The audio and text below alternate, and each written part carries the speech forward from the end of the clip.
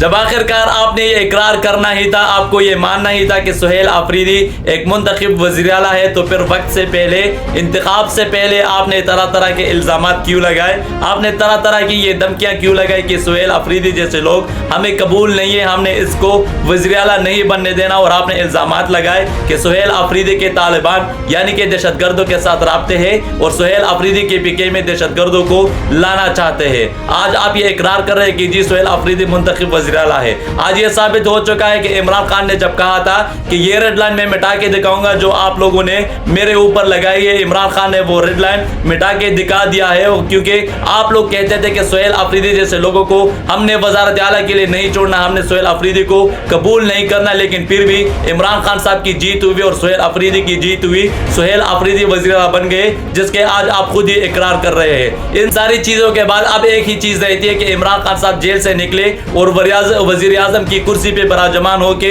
आप सबको ये बताया कि मैंने कहा था कि ये रेड लाइन मैं मिटा के दिखाऊंगा और आज मैंने ये रेड लाइन जो है वो मिटा दी है। तभी आपको ये पैगाम सच साबित होगा और आप ये मान जाएंगे कि पहली मर्तबा आपको जो टक्कर के लोग मिले थे उन्होंने आपको भरपूर तरीके से शिकस्त दी है।